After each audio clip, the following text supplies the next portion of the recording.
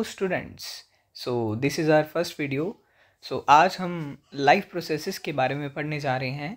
तो ये आपकी क्लास 10th का फर्स्ट चैप्टर है और सीबीएसई और पीएसईबी स्टूडेंट्स के लिए ये काफ़ी हेल्पफुल होगा। और अगर आपको ये वीडियो अच्छी लगे तो इस चैनल को सब्सक्राइब करें और लाइक ज़रूर करना। सबसे पहले अगर हम देखें लाइफ प्रोसेसेस का मतलब क्या होता है।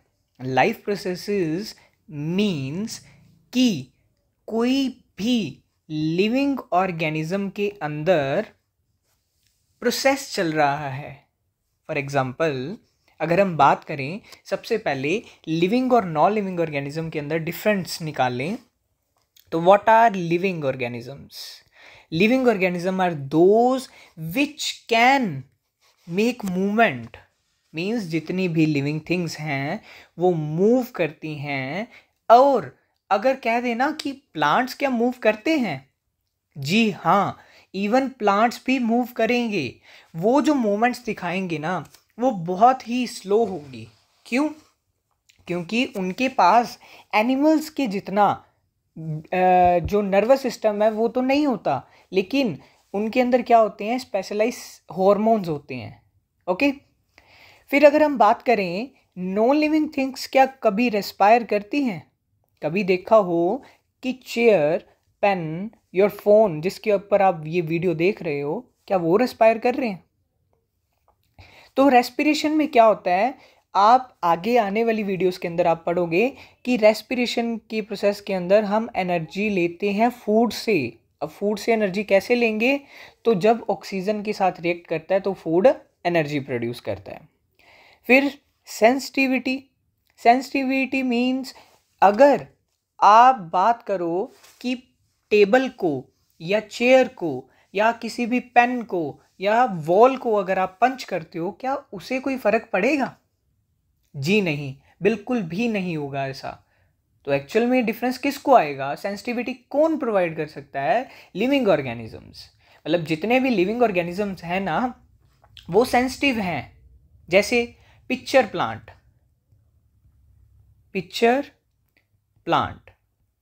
अब ये एक इंसेक्टिवोरस प्लांट है। जब इसके ऊपर एक इंसेक्ट आकर बैठेगा तो इसने अपने फ्लैप्स बंद करने ही करने हैं। हो ही नहीं सकता ऐसे कि ये अपने फ्लैप्स बंद ना करे। Next, growth. जितनी भी लिविंग थिंग्स हैं, जितने भी लिविंग ऑर्गेनिज्म हैं वो ग्रो करते हैं, but exceptions are always there. कभी भी ऐसा हो ही नहीं सकता कि नॉन लिविंग थिंग्स के अंदर लिविंग थिंग्स के अंदर एक्सेप्शंस ना हो। अगर आप देखोगे माउंटेन्स, क्या माउंटेन्स ग्रो नहीं करते? बिल्कुल ग्रो करते हैं। एवरी ईयर उनके ऊपर 1 सेंटीमीटर ऑफ सॉइल आ जाती है। रिप्रोडक्शन, वो कहते हैं जितने भी लिविंग ऑर्गेनिजम्स हैं वो रिप्रोड्यूस करते हैं, means make more living things of their same type. If we talk about cat will produce cats, ठीक है, मीन्स देयर किटन्स। फिर उसके बाद अगर हम बात करेंगे क्या नॉन लिविंग थिंग्स रिप्रोड्यूस करती हैं? नहीं। फिर आगे देखें कि रिप्रोडक्शन के अंदर भी कुछ एक्सेप्शन हमें देखने को मिल रही हैं। दैट जो म्यूल्स होते हैं या फिर इनफर्टाइल कपल्स तो ये भी रिप्रोड्यूस नहीं कर सकते। And excretion, we know that every organism excrete out. अब एक्सक्रीशन का काम क्या है? जो हमारी बॉडी के अंदर वेस्ट मटेरियल बना है उसे रिमूव करना। And last but not least that is nutrition. अगर आप किसी भी लिविंग ऑर्गेनिज्म को देखोगे उसे न्यूट्रिशन चाहिए। क्यों चाहिए? क्योंकि वो न्यूट्रिशन को इनटेक करके अपनी बॉडी के अंदर ग्रोथ करवाएगा, रिपेयर करवाएगा और साथ में क्या करवाएगा? वो एनर्जी लेगा। Okay. Then if we talk about the nutrition in detail, you will start. Nutrition एक वो प्रोसेस है जिसके अंदर फूड अपनी बॉडी के अंदर जाएगा, एंटर करेगा और उसी की वजह से हमें क्या मिलेगी? एनर्जी मिलेगी। क्लियर? देन न्यूट्रिएंट्स जो हैं, न्यूट्रिएंट्स क्या प्रोवाइड करते हैं हमें? न्यूट्रिशन, मतलब सॉरी, न्यूट्रिशन से हमें क्या मिलता है? न्यूट्रिएंट्स मिलते हैं। ठीक है, जो आपने खाना खाया वो क्या है? न्यूट्रिशन। उसे हमें क्या मिलेंगे? Nutrients. They may be carbohydrates, okay, या फिर वो क्या हो सकते हैं? प्रोटीन्स हो सकते हैं, या और क्या हो सकते हैं? फैट्स हो सकते हैं, और last but not least vitamins भी हो सकते हैं। क्लियर? फिर उसके बाद अगर हम बात करेंगे मोड्स ऑफ न्यूट्रिशन के बारे में, तो हमें लिविंग ऑर्गेनिजम्स के अंदर दो तरह का मोड ऑफ न्यूट्रिशन देखने को मिलेगा, autotrophic mode of nutrition and heterotrophic mode of nutrition. If we talk about autotrophic mode of nutrition, the process in which या फिर अगर हम बात करें वो ऑर्गेनिजम्स जो अपना फूड खुद बना सकते हैं उन्हें ऑटोट्रॉफ्स कहेंगे, और उन न्यूट्रिशन को क्या कहेंगे? The nutrition in which organism are able to prepare their own food with the help of, किसकी हेल्प से? सन एनर्जी से, मतलब वो सनलाइट का यूज करके क्या बना रहे हैं? फूड बना रहे हैं. तो चाहे वो ग्रीन प्लांट्स हो, चाहे वो ब्लू ग्रीन एल्गी हो, BGA, इन्हें और क्या कहते हैं? साइनोबैक्टीरिया. जितनी भी एल्गीज हैं ये सारे के सारे क्या हैं? ऑटोट्रॉफ्स हैं. Then heterotrophic mode of nutrition की अगर हम बात करेंगे आगे, तो आप उससे पहले ये देख सकते हो कि फोटोसिंथेसिस का जो प्रोसेस है इसके अंदर क्या है? ग्लूकोज है, C6H12O6, ये बन रहा है. कैसे बनेगा? तो कार्बन डाइऑक्साइड है, वाटर है, वाटर कार्बन डाइऑक्साइड सनलाइट की प्रेजेंस में और क्लोरोफिल के अंदर, ठीक है, प्रोसेस चलेगा. उस प्रोसेस को हम क्या कहेंगे? फोटोसिंथेसिस. और वो क्या बना देगा? ग्लूकोज और ऑक्सीजन. तो ऑक्सीजन रिलीज आउट हो जाएगी, शुगर्स जो हमारी ग्लूकोज है. ग्लूकोज प्लांट्स के अंदर किस फॉर्म में स्टोर होती है? स्टार्च की फॉर्म में. किस फॉर्म में स्टोर होती है? स्टार्च की फॉर्म में. और सनलाइट कितनी % अब्जॉर्ब हो रही है? 1%. और साथ में जो कार्बन डाइऑक्साइड है वो अंदर आ जाएगी, ऑक्सीजन बाहर चली जाएगी. वाटर वो कहाँ से एब्जॉर्ब कर रहे हैं? रूट्स से. तो फोटोसिंथेसिस के लिए ना ये चारों के चारों फैक्टर्स एसेंशियल है. मींस कार्बन डाइऑक्साइड भी ज़रूरी है, ऑक्सीजन भी ज़रूरी है, और सनलाइट भी ज़रूरी है, and at the end water. ये तो एसेंशियल है ही है. और अगर मान लो इन चारों फैक्टर में से अगर एक एब्सेंट हो जाए फैक्टर, तो क्या फोटोसिंथेसिस हो सकती है? जी नहीं, बिल्कुल भी नहीं होगा ऐसा. बिकॉज अगर हम बात करें if carbon dioxide is absent, तो इसको क्लियर करते हैं हम. तो आप देखो, if carbon dioxide is absent, तो एक हम क्या करेंगे? एक्सपेरिमेंट करेंगे कि यहाँ पर जो लीफ है ना, लीफ का हाफ एरिया कवर कर देते हैं इतना सा, बाकी सब कुछ उस लीफ को प्रोवाइड करते हैं. तो हम क्या करेंगे? सिर्फ कार्बन डाइऑक्साइड मिल रही है उसे, ठीक है, सनलाइट नहीं मिल रही. तो यहाँ पर क्या कर रहे हैं भी? अगर सनलाइट का एक्सपेरिमेंट करेंगे तो सनलाइट इतने एरिया को मिल रही है, लेकिन जिस एरिया को हमने फॉयल पेपर से कवर करा उसे सनलाइट नहीं मिल रही. तो अगर सनलाइट नहीं मिलेगी, क्या फोटोसिंथेसिस होगी? जी नहीं. तो लीफ को प्लग करेंगे, इसको अल्कोहल के अंदर बॉयल करेंगे. बट याद रखना, डायरेक्टली अल्कोहल के अंदर नहीं बॉयल करेंगे. तो बीकर लेंगे, इसके अंदर फिर यहाँ पर अल्कोहल लेंगे और नीचे वाटर लेंगे. तो फिर इसको हीट करना है. तो जब हीट करेंगे तब आप देख पाओगे कि अल्कोहल के अंदर हमने लीफ को क्यों डिप करा. अल्कोहल के अंदर लीफ को इसीलिए डिप करा क्योंकि हमें इस लीफ को डीकलराइज करना था. अब डीकलराइज क्यों कर रहे हैं? क्योंकि हमें चेक करना है कि उसके उस पार्ट में स्टार्च बनी है जिसको हमने कवर करा या नहीं बनी.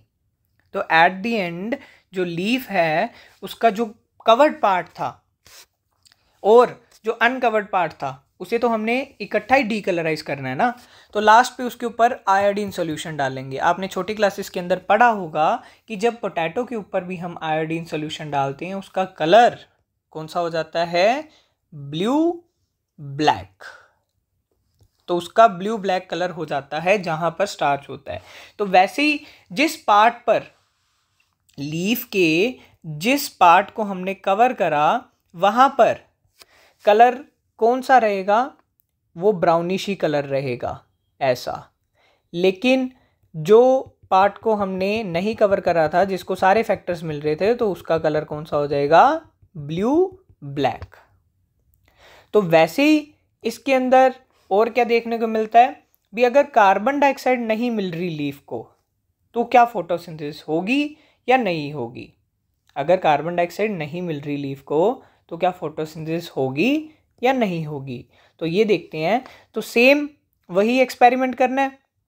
तो इसके अंदर ना इस हाफ लीफ को बीकर के अंदर रख देना है और उसके ऊपर कॉर्क लगा देनी है।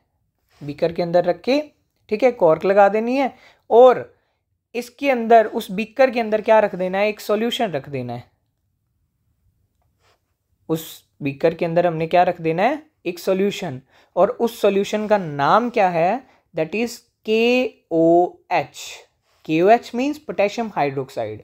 और पोटेशियम हाइड्रोक्साइड का नेचर के अंदर क्या काम होता है, it will absorb carbon dioxide, it will absorb carbon dioxide from the environment.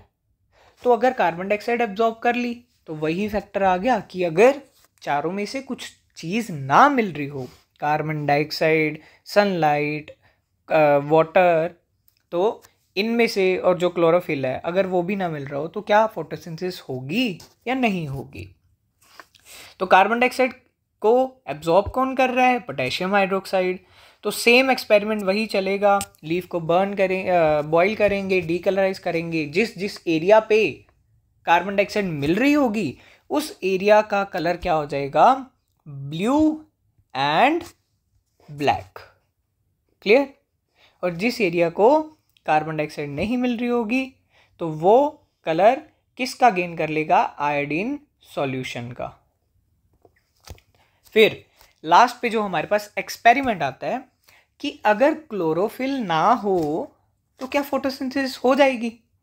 तो क्या आपने वेरीगेटेड लीव्स देखे हैं, वेरीगेटेड लीव्स होते हैं जो गले सड़े होते हैं, मतलब उनके अंदर से क्लोरोफिल खत्म हो जाता है। तो जिनके पास क्लोरोफिल ही नहीं होगा तो वहां पर फोटोसिंथेसिस होने का कोई चांस ही नहीं है। क्लियर। तो आपके लिए कुछ क्वेश्चंस हैं। ऐसा प्रोसेस जिसके अंदर सोलर एनर्जी कन्वर्ट हो जाती है केमिकल एनर्जी में और कार्बोहाइड्रेट्स बन जाते हैं, मीन्स C6H12O6 बन जाता है, ग्लूकोज बन रही है, तो उस प्रोसेस का नेम क्या है। फिर बात आती है सेकंड क्वेश्चन में, रॉ मटेरियल्स फोटोसिंथेसिस के लिए क्या चाहिए। और लास्ट क्वेश्चन है, dash organelle contains chlorophyll. Chlorophyll कौन सी ऑर्गेनेली के अंदर पाया जाता है, मतलब एक प्लांट सेल है, उसकी जो सेल वॉल है, फिर सेल मेम्ब्रेन है, सेंटर में न्यूक्लियस हो गया, अगर वैक्यूल बड़ा है तो न्यूक्लियस पेरिफेरल हो जाएगा। तो इसके अंदर ऐसी कौन सी ऑर्गेनेली है जो कि क्लोरोफिल कंटेन करती है। तो आपने ये मुझे ज़रूर कमेंट सेक्शन में बताने हैं। फिर बात आती है हमारे पास हेटरोट्रॉफिक न्यूट्रिशन की। तो हेटरोट्रॉफिक न्यूट्रिशन में क्या है, ये वो मोड ऑफ न्यूट्रिशन है जिसके अंदर ऑर्गेनिज्म अपना फूड खुद नहीं बना सकते, किसके ऊपर डिपेंड करेंगे, दूसरे ऑर्गेनिजम्स के ऊपर, ताकि वो अपना न्यूट्रिशन गेन कर पाए और सरवाइव कर पाए। तो जितने भी एनिमल्स हैं या नॉन ग्रीन प्लांट्स हैं वो क्या हैं, हेटरोट्रॉफिक हैं। तो टाइप्स अगर देखें हेटरोट्रॉफिक न्यूट्रिशन की, that is saprophytic, parasitic and holozoic. Saprophytic, सैप्रो for dead and decaying, मतलब सैप्रोफिटिक न्यूट्रिशन का मतलब क्या है? वो ऑर्गेनिज्म जो डेड एंड डिकेइंग मैटर के ऊपर डिपेंड करते हैं और उनसे अपने न्यूट्रिशन लेते हैं, they are called saprophytic. Example, mushroom जो दिख रही है, क्लियर। फिर बात आती है parasitic nutrition. Parasitic nutrition means जिसके अंदर वो ऑर्गेनिज्म एक लिविंग होस्ट के ऊपर डिपेंड करते हैं, डिपेंड्स ऑन लिविंग होस्ट। और अगर इसकी एग्जांपल देनी हो, दैट इज कसकटा। क्या है? कसकटा। प्लांट्स के अंदर और एनिमल्स के अंदर क्या है? हेयर लाइस, जूं। और इसके अलावा क्या है? लीच, ब्लड सकिंग लीच होती है। तो ये क्या है? पैरासाइट्स हैं। Holozoic nutrition. होलोजोइक न्यूट्रिशन में क्या है? वो ऑर्गेनिज्म जो कि कॉम्प्लेक्स फूड को ब्रेक डाउन करते हैं, ठीक है, तो ब्रेक डाउन करके उसे सिंपलर फॉर्म में कन्वर्ट करके अपनी बॉडी के अंदर इनटेक कर जाते हैं, क्लियर। तो उस प्रोसेस को क्या कहते हैं? सॉरी, उन ऑर्गेनिजम्स को क्या कहते हैं? Holozoic organisms. फिर सैप्रोफिटिक, पैरासिटिक, होलोजोइक को इन्होंने क्या कर दिया? डिफाइन कर दिया। Those organism obtain their food from dead and decaying organic matter. Example आ गई। और पैरासिटिक न्यूट्रिशन में क्या हो गया कि हमें एग्जांपल मिल गई टेपवर्म की। होलोजोइक न्यूट्रिशन, ये जो टेपवर्म है ना, ये याद रखना, ये एक हमारे पास एंडो पैरासाइट है। Endo parasite. एंडो पैरासाइट क्या होते हैं? जो बॉडी के अंदर पाए जाते हैं। होलोजोइक न्यूट्रिशन में क्या कर रहे हैं? वो ये फॉलोइंग स्टेप्स फॉलो करेंगे: ingestion, digestion, absorption, assimilation and egestion. अब अगर हम बात करें, इंजेशन का मतलब क्या होता है?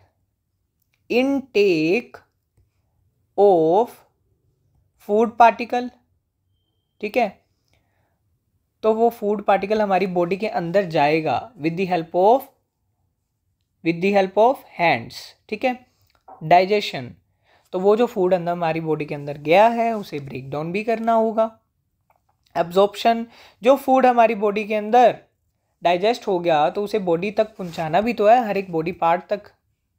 फिर बॉडी पार्ट तक एब्जॉर्ब करवा के फिर एसिमिलेशन होगी, तो पहुंचने के बाद जो वेस्ट मटेरियल है उसे इजेस्ट आउट कर देंगे।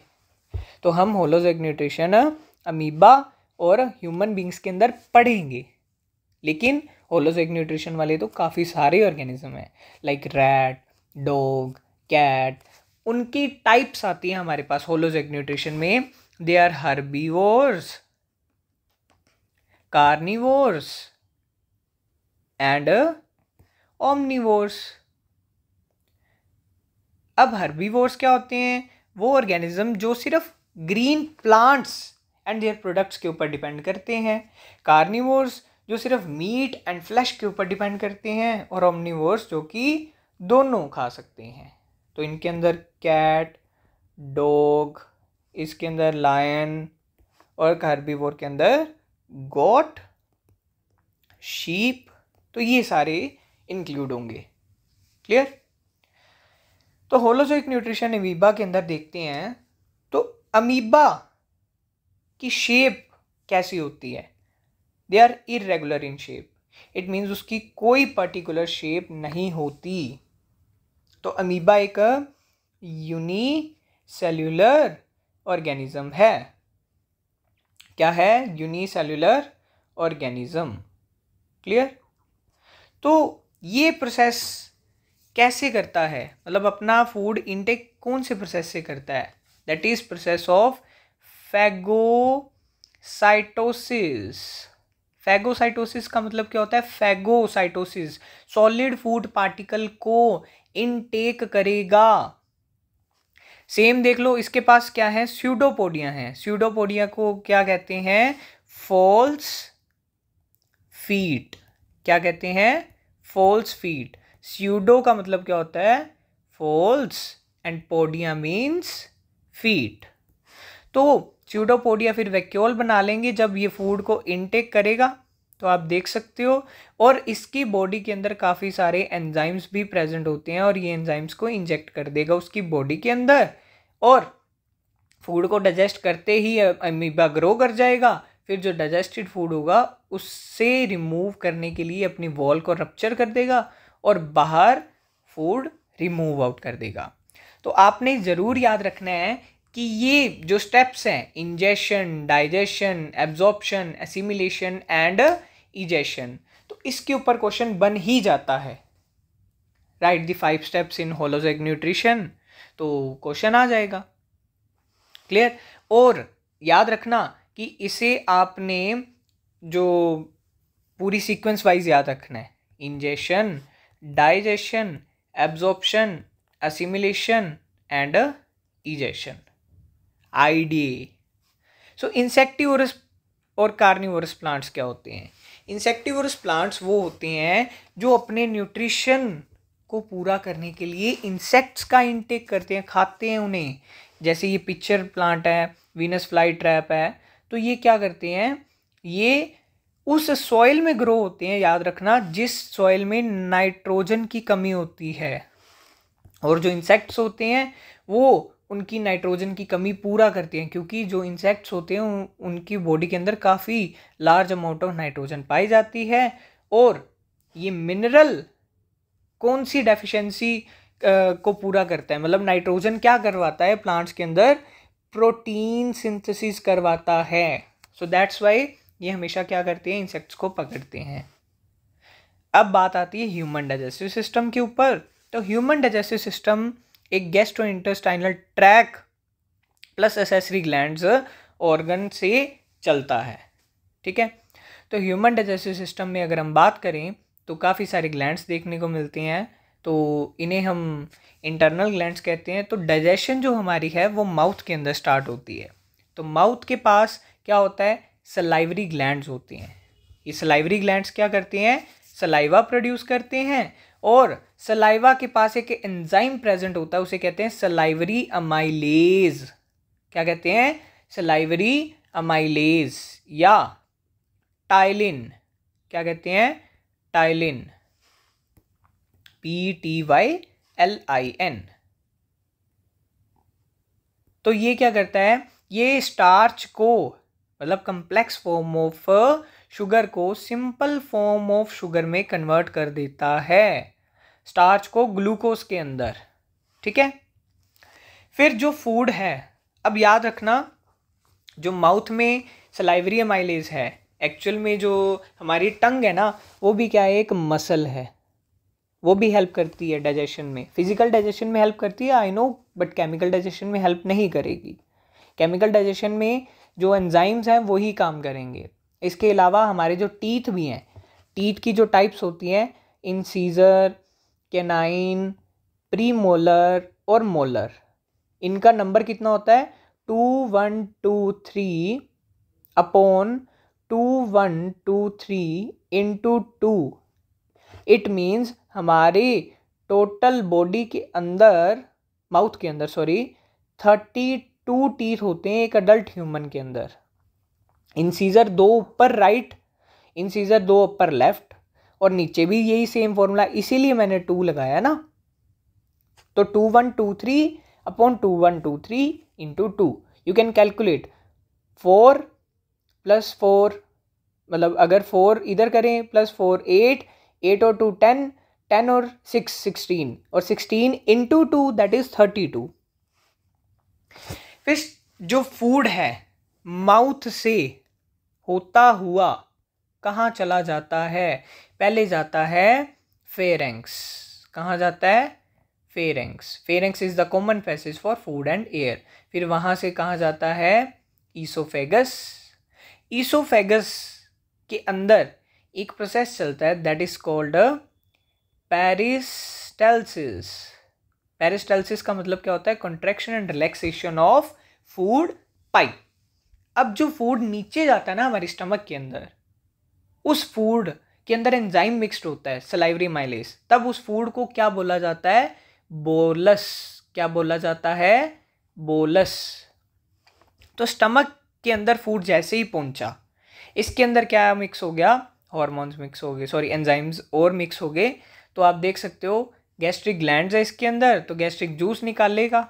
गैस्ट्रिक ग्लैंड किसका है? स्टमक का। तो स्टमक एक जे शेप्ड ऑर्गन है, तो आप देख सकते हो this is an J shaped organ. तो स्टमक के अंदर गैस्ट्रिक ग्लैंड प्रेजेंट है, तो गैस्ट्रिक ग्लैंड का काम क्या है? गैस्ट्रिक जूस निकालेगा। और गैस्ट्रिक जूस के 3 कंपोनेंट्स हैं, acid, proenzyme pepsinogen and mucus. तो जो पेप्सिन है वो क्या करता है? पेप्सिनोजन को पेप्सिन में कन्वर्ट करने वाला कौन है? HCl, पहली बात है। तो HCl का काम देखते हैं, एक तो जर्म्स को किल कर देता है, दूसरा एसिडिक मीडियम बनाता है, और तीसरा पेप्सिनोजन को पेप्सिन में, और ये जो आपने पढ़ा प्रोरेनिन को रेनिन में कन्वर्ट कर रहा है। ये एक्चुअल में प्रोरेनिन ना मिल्क की डाइजेशन में हेल्प करता है, छोटे बच्चों के अंदर, इन्फेंट्स के अंदर ये ज़्यादा पाया जाता है।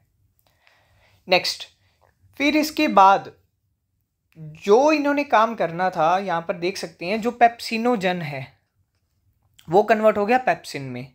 तो पेप्सिन का काम क्या है? ये करवाता है डाइजेशन ऑफ प्रोटीन्स। अब प्रोटीन्स डाइजेस्ट करवा दिए, अब कुछ प्रोटीन्स थोड़े से ढीठ होते हैं, वो पूरे के पूरे बॉडी के अंदर नहीं डाइजेस्ट हो पाते, सॉरी स्टमक के अंदर, तो वो क्या करते हैं? उसे आगे पास कर देते हैं किसमें? स्मॉल इंटेस्टाइन में। और जो लास्ट लेयर है दैट इज म्यूकस। अब जो म्यूकस है ना, म्यूकस हमारी बॉडी में क्या काम करती है? As a protector. किससे प्रोटेक्टर करेगी? Protector from HCl। अब देखो हमारी स्टमक के अंदर HCl पाया जाता है जिसकी pH ऑलमोस्ट 0 होती है, तो 0 pH कैन हार्म अस, लेकिन हमारे स्टमक को तो कुछ नहीं हो रहा। तो इसीलिए जो म्यूकस है ना, ये म्यूकस हमें प्रोटेक्ट करती है, और इसके cells week after week change होते रहते हैं। क्लियर? तो इसके बाद जो फूड है वो स्मॉल इंटेस्टाइन के अंदर एंटर कर जाता है। तो स्मॉल इंटेस्टाइन हम देख सकते हैं वो लॉन्गेस्ट ग्लैंड है, सॉरी लॉन्गेस्ट ऑर्गन है, ठीक है। तो लॉन्गेस्ट ऑर्गन, इसकी लेंथ कितनी है? 6.5 मीटर। कितनी है? 6.5 मीटर। तो स्मॉल इंटेस्टाइन की जो लेंथ है वो दैट इज 6.5 मीटर है। और स्मॉल इंटेस्टाइन किससे जूस लेता है? लीवर और पेनक्रियास से। तो लीवर एक लार्जेस्ट ग्लैंड है ह्यूमन बॉडी का, इसके अंदर से बाइल जूस रिलीज होता है। बाइल जूस का काम क्या है? Emulsification of fats. क्लियर? ये फैट्स को इमल्सिफाई कर देता है, तोड़ देता है। बाइल जूस क्या करता है? जो इमल्सिफाई फैट्स होते हैं उन्हें तोड़ देते हैं, इमल्सिफिकेशन ऑफ फैट्स। देन जो बाइल जूस है वो स्टोर कहाँ होता है? गोल ब्लैडर के अंदर। कहाँ स्टोर होता है? गोल ब्लैडर के अंदर। तो आप ये देख सकते हो, वेट, तो यहाँ देखो छोटा सा ये ग्लैंड है, गोल ब्लैडर के अंदर स्टोर होता है। इसके अलावा जो पेनक्रियास का जूस आता है, पेनक्रियास के अंदर से ना जो जूस निकलता है दैट इज पेनक्रियाटिक जूस। तो ये आप देख सकते हो बाइल का जो फंक्शन बता रहे हैं, helps to emulsify fats and enzyme action को बढ़ा देता है। फिर इसके अलावा बाइल जूस के अंदर से ना एक फैक्टर निकलता है दैट इज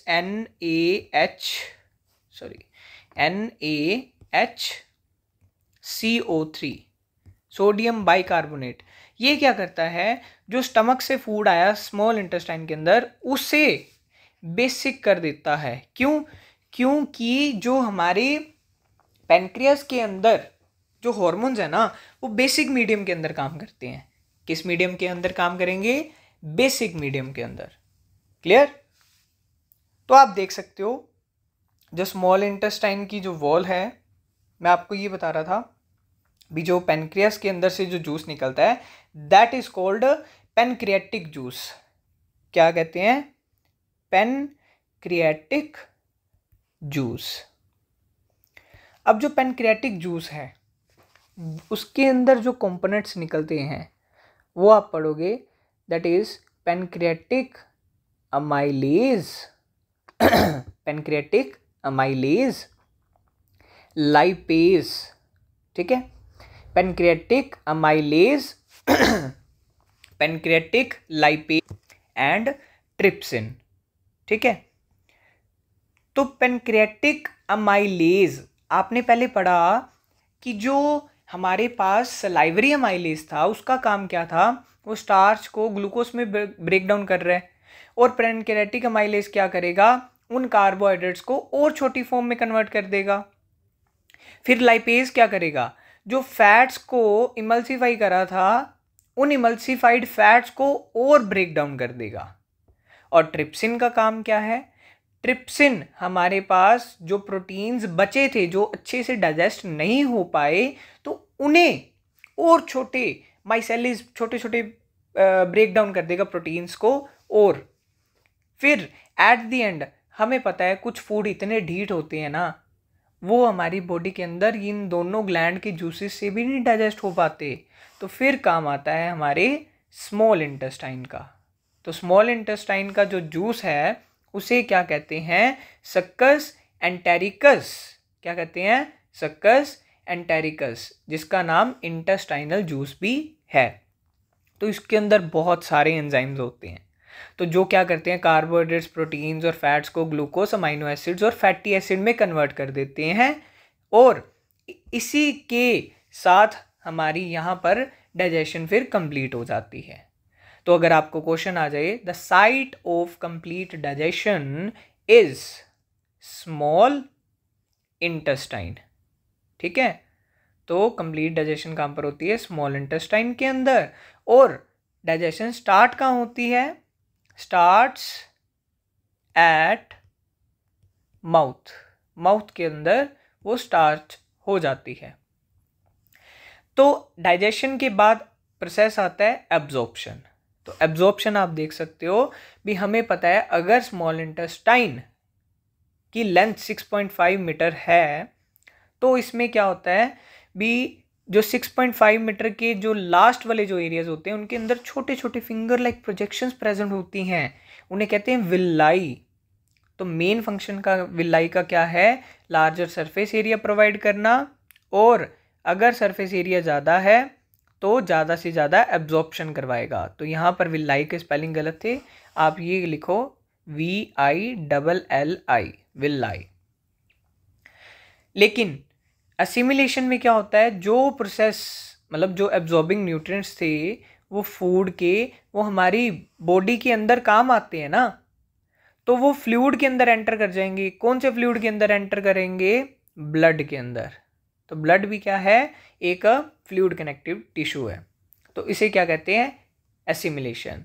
तो जो हमारी बॉडी के अंदर फूड स्टोर होगा ना, तो वो किस फॉर्म में होता, ग्लाइकोजन की फॉर्म में। और कहाँ पर होता है, लीवर के अंदर। कहाँ पर होगा, लीवर के अंदर। और अगर फूड बॉडी के अंदर स्टोर हो रहा है, फॉर एग्जांपल आपने मानो सुबह 6 घंटे पहले खाना खाया या 8 घंटे पहले खाना खाया, लेकिन आप अभी भी कुछ ना कुछ काम तो कर पा रहे हो ना, due to presence of glycogen. और ग्लाइकोजन हीट उठती है और हमें एनर्जी देती है। और एट दी एंड जो पार्ट आता है इजेशन, वो प्रोसेस जिसके अंदर अनडाइजेस्टेड फूड को ऑर्गेनिज्म की बॉडी से रिमूव कर दिया जाता है, एक्स्ट्रा वाटर एंड सॉल्ट्स को एब्जॉर्ब करके। और उसका काम कौन करता है, लार्ज इंटेस्टाइन। कौन करता है, लार्ज इंटेस्टाइन, ठीक है। और लार्ज इंटेस्टाइन की लेंथ कितनी होती है, 1.5 मीटर। कितनी होती है, 1.5 मीटर। तो यहाँ पर हमारा न्यूट्रिशन भी कंप्लीट होता है। और अगर आपको कोई डाउट हो आप कमेंट सेक्शन में पूछ सकते हो। और अगर आपको आज का लेक्चर अच्छा लगा तो इसे लाइक करें, चैनल को सब्सक्राइब करें और शेयर करें। Thank you.